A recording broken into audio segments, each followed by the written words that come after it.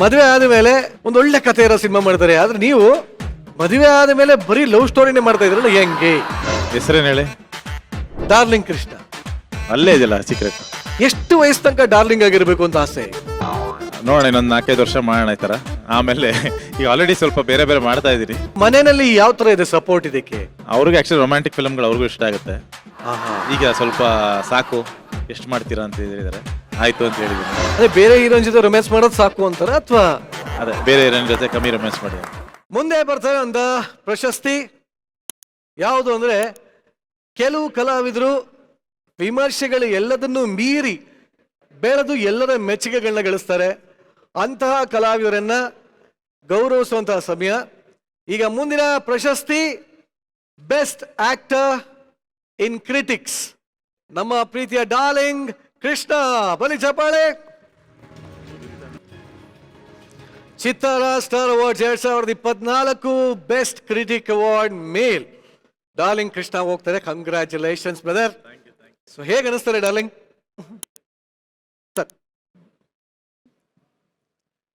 ಖುಷಿ ಆಗ್ತದೆ. ಮೊದಲನೇದಾಗಿ ಇದನ್ನ ಐ ಥಿಂಕ್ ಶಶಾಂಕ್ ಸರ್ ಕೊಡಬೇಕು, ಯಾಕಂದ್ರೆ ಅಂತ ಒಂದು ಅದ್ಭುತವಾದ ಒಂದು ಪಾತ್ರ ಮತ್ತೆ ಒಂದು ಚಿತ್ರ ಕೊಟ್ಟಿದ್ದಕ್ಕೆ ಕೌಸಲ್ಯ ಸುಪ್ರಜಾ ರಾಮ. ತುಂಬಾ ಅಂದ್ರೆ ತುಂಬಾ ಖುಷಿ ಕೊಟ್ಟಂತ ಸ್ಕ್ರಿಪ್ಟ್ ನನಗದು. ಸೊ ಅದನ್ನ ರೆಕಗ್ನೈಸ್ ಮಾಡಿ ಅದಕ್ಕೆ ಅವಾರ್ಡ್ ಕೊಟ್ಟಿರೋದಕ್ಕೆ ಚಿತ್ತರ ಟೀಮ್ಗೆ ಥ್ಯಾಂಕ್ಸ್ ಹೇಳಕ್ ಇಷ್ಟಪಡ್ತೀನಿ. ಬಟ್ ಇತ್ತೀಚೆಗೆ ಈ ತರ ಪ್ರಶಸ್ತಿಗಳನ್ನ ತಗೊಂಡು ರೂಢಿ ಆಗಿದೆಯಾ? ಅಂದ್ರೆ ಒಳ್ಳೊಳ್ಳೆ ಚಿತ್ರಗಳು ಬರ್ತಾ ಇದೆ ಅಂತ ಅರ್ಥ. ಖುಷಿ ಆಗುತ್ತೆ. ಯಾವ ನಿರೀಕ್ಷೆಯಲ್ಲಿದ್ದೀರಾ ಮುಂದೆ?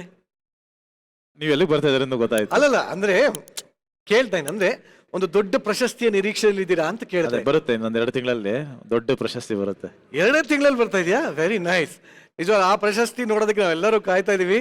ಬಟ್ ಓಕೆ, ಎಲ್ರಿಗೂ ಮದುವೆ ಆದ ಮೇಲೆ ಒಂದು ಮಾಸ್ ಸಿನಿಮಾ ಮಾಡ್ತಾರೆ, ಏನೋ ಒಂದು ಸಾಮಾಜಿಕ ಸಿನಿಮಾ ಮಾಡ್ತಾರೆ, ಒಂದು ಒಳ್ಳೆ ಕಥೆ ಇರೋ ಸಿನಿಮಾ ಮಾಡ್ತಾರೆ, ಆದ್ರೆ ನೀವು ಮದುವೆ ಆದ ಮೇಲೆ ಬರೀ ಲವ್ ಸ್ಟೋರಿನೇ ಮಾಡ್ತಾ ಇದ್ರಲ್ಲ, ಹೆಂಗೆ? ಏನ್ ಸೀಕ್ರೆಟ್ ಇದು? ಹೆಸರೇನು ಹೇಳಿ? ಡಾರ್ಲಿಂಗ್ ಕೃಷ್ಣ. ಅಲ್ಲೇ ಇದೆಯಲ್ಲ ಸೀಕ್ರೆಟ್.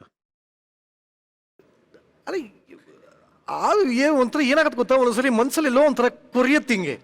ಹೆಂಗೆ ಮದುವೆ ಆದ್ಮೇಲೆ ಈ ತರ ಸಿನಿಮಾಗಳಲ್ಲಿ ಎಷ್ಟು ವಯಸ್ಸು ತನಕ ಡಾರ್ಲಿಂಗ್ ಆಗಿರ್ಬೇಕು ಅಂತ ಆಸೆ? ನೋಡೋಣ, ಇನ್ನೊಂದು 4-5 ವರ್ಷ ಮಾಡೋಣ ಈ ಥರ. ಆಮೇಲೆ ಈಗ ಆಲ್ರೆಡಿ ಸ್ವಲ್ಪ ಬೇರೆ ಬೇರೆ ಮಾಡ್ತಾ ಇದ್ದೀನಿ. ಹಂಗಾಗಿ ಈಗ ಸ್ವಲ್ಪ. ಆದ್ರೂ ಮನೆಯಲ್ಲಿ ಯಾವ ತರ ಇದೆ ಸಪೋರ್ಟ್ ಇದಕ್ಕೆ? ಅಂದ್ರೆ ಇಲ್ಲ, ನೀವು ಯಜಮಾನ್ರೆ ನೀವು ಲವ್ ಸಿನಿಮಾನೇ ಮಾಡಬೇಕು, ನೀವು ಹಿಂಗೆ ಡ್ಯೂಯೆಟ್ ಅಲ್ಲಿ ಸಾಂಗ್ ಇರ್ಬೇಕು, ಇದೇ ಆಸೆ ಪಡ್ತಾರೆ ಅವರು? ಅವ್ರಿಗೆ ಆಕ್ಚುಲಿ ರೊಮ್ಯಾಂಟಿಕ್ ಫಿಲ್ಮ್ಗಳು ಅವ್ರಿಗೂ ಇಷ್ಟ ಆಗುತ್ತೆ. ಈಗ ಸ್ವಲ್ಪ ಸಾಕು, ಎಷ್ಟು ಮಾಡ್ತೀರಾ ಅಂತ ಹೇಳಿದ್ದಾರೆ. ಆಯ್ತು ಅಂತ ಹೇಳಿದ್ದೀನಿ. ಅದೇ ಬೇರೆ ಹೀರೋನ್ ಜೊತೆ ರೊಮ್ಯಾನ್ಸ್ ಮಾಡೋದು ಸಾಕು ಅಂತಾರ, ಅಥವಾ ಅದೇ ಬೇರೆ ಏನೇನು ಜೊತೆ ಕಮ್ಮಿ ರೊಮ್ಯಾನ್ಸ್ ಮಾಡಿ ಅಂತ. ಯಾವ ತರ ಸಿನಿಮಾಗಳು ಎಕ್ಸ್ಪೆಕ್ಟ್ ಮಾಡ್ಬೋದು ಡಾರ್ಲಿಂಗ್ ಕೃಷ್ಣ ಇಂದ ಮುಂದೆ? ಕೌಟುಂಬಿಕ ಚಿತ್ರಗಳು, ಸಾಮಾಜಿಕ ಚಿತ್ರಗಳು.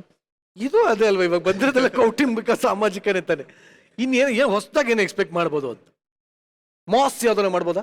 ಮಾಸ್ ಇನ್ನು ಶಶಾಂಕ್ ಸರ್ ಜೊತೆ ಇನ್ನೊಂದು ಚಿತ್ರ ಮಾಡ್ತಾ ಇದ್ದೀನಿ, ಅದು ಸ್ವಲ್ಪ ಕಮರ್ಷಿಯಲ್ ಆಗಿ ಮಾಸ್ ಸರ್ ಇರುತ್ತೆ. Very nice. ಬಟ್ ಖಂಡಿತವಾಗ್ಲೂ is a very promising actor. And ಇನ್ನೂ ಒಳ್ಳೊಳ್ಳೆ ಸಿನಿಮಾಗಳು ಬರಲಿ, ಇನ್ನೂ ಹೆಚ್ಚೆಚ್ಚು ಪ್ರಶಸ್ತಿಗಳು ಬರಲಿ, ಇದನ್ನ ಹೇಳ್ತಾ ನಿಮ್ಮನ್ನು ಬೀಳ್ಕೊಡ್ತಾ ಇದ್ದೀನಿ. Thank you very much. Thank you so much. Thank you.